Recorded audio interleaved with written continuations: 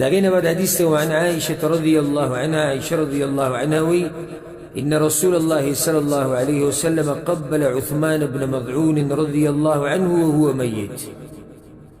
عثمان بن مضعون رضي الله عنه كلا وفات شو نو پیغمبر صلى الله عليه وسلم راغه وعثمان خپل کو وهو يبكي او پیغمبر صلى الله عليه وسلم جړل حتى سال دموع النبي صلى الله عليه وسلم على وجه عثمان.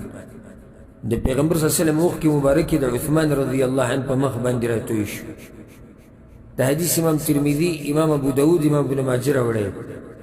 سندن داسې مضبوط روایت نه دی، خدا مسله د نور حدیثونو ثابته ده. بنیادی مسله دلته راوړې ده، د حدیث دې دپاره راوړی، دې نه بعد هم دغه شان حدیث دی چې د مړي ښکلول جایز دي. د مړي ښکلول د جایز دي. پیغمبر صلی الله علیه وسلم راغی عثمان ابن مضعون خپل کو. عثمان ابن مضعون رضی الله عنه د پیغمبر صلی الله علیه وسلم زړه ته ډېر نږدې انسان، انتهایی نږدې و پیغمبر صلی الله علیه وسلم. د هغې یو وجه دا و چې دی د پیغمبر صلی الله علیه وسلم رضایي رور دی، او دویمه دا چې دی په هغه اولنو کسانو کې دی چې اسلام یې قبول کړی، او بیا په اولنو کسانو کې دی چې هجرت یې کړی. نو د پیغمبر صلی الله علیه وسلم ورسره ډېره مینه وه. او دې دغه بقی په دې مقبره کې ښخ شوی، کوم چې په دې مدینه کې دی، دې نه بعد بیا دا مقبره جوړه شوه. د دې د ښخولو نه بعد بیا دغه ځای کې مقبره آباده شوې ده او جوړه شوې ده. نو عثمان رضی الله عنه دا عثمان ابن مضعون دی، یو عثمان ابن عفان دی. عثمان ابن مضعون رضی الله عنه پیغمبر صلی الله علیه وسلم زړه ته انتهایی نږدې و چې کله د هغه د مرګ نه خبر شو لاړ ښکلی کړو، او دومره یې وجړل چې د سترګو نه یې اوښکې د عثمان رضی الله عنه په مخ باندې توی شو. دا محبت دی د پیغمبر صلی الله علیه وسلم د عثمان سره. یو مسله دې ثابته شوه د عثمان ابن مضعون شان او مقام. دویم دا چې د مړي ښکلول جایز دي. او دې کې دنه دا خبره مې یاد ساتي چې هغه زنانه چې پردی زنانه دي مړي دپاره، دا مړی پردی دی، د هغوی دپاره نه دي روا. نه ده د هغوی دپاره روا دي چې هغه دي د ده سر ته ناستي ټولې او دی ورته دقه شان پروت وي او هغوی ورته ګوري او ویر کوي. زمونږ ملک کې مولیان دا مسله بیانوي د فقې،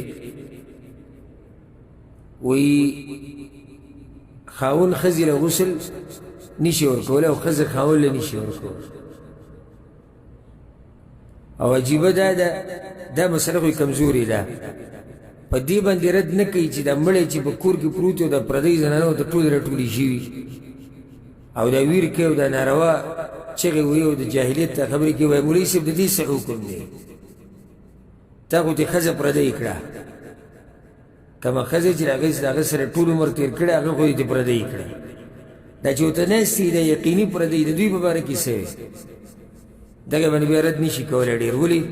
ځکه چې بیا سیب خفه کېږي، خان خفه کېږي، ملک خفه کېږي او کلیوال خفه کېږي چې زموږ په عاداتو باندې دې رد وکړو. د مړي ښکلول دا جایز دی. بله مسله د حدیث نه دا راووته چې د سترګو نه اوښکې تله دا هغه جړا ده چې په دې باندې الله رانیونه کوي. ځکه یو حدیث کې راځي چې پیغمبر صلی الله علیه وسلم صحابه کرامو ته وویل الله د سترګو په اوښکو باندې عذاب نه ورکوي، د خپله ژبه یې ونیو وویل الله په دې باندې عذاب ورکوي. او یا د دې د لاسې سړی بخي هم په دقه ژبه باندې، په یو ژبه باندې یا به داسې څه ووایي چې عذاب به ته میلاو شي، او یا به داسې څه ووایي چې الله به دې ووایي. هغه جړا ناروا ده چې د هغې سره ویر ماتم. او دا مسله تفصیلا را روانه ده چې کله موږ دا مسله ذکر کړو چې مړی دې ښخ کړو، نو بعد بیا څه کړي، هلته بیا ذکر کړو بعض ناروا کارونه. نو ماتمونه ناروا دي، چغې چغارې ناروا دي، هغه جړا ناروا ده چې د هغې سره چغې هغه ناروا ده. او یا ورسره د جاهلیت خبرې علی موږ دې چاته پرېښودو او دا موږ تباه شو او داسې چلو شو دا څنګه دا قسمه خبرې ناروا دي. ها د سترګو نه اوښکې تله لکه پیغمبر صلی الله علیه وسلم چې خپل زوی ښخه و ابراهیم د سترګو نه اوښکې لاړې صحابه کرامو ته و انت یا رسول الله تاسو ته تاسو خو موږ منع کوئ د ژړا نه. پیغمبر صلی الله علیه وسلم ورته دا خو د الله رحمت دی د بندګانو په زړونو کې اچولی.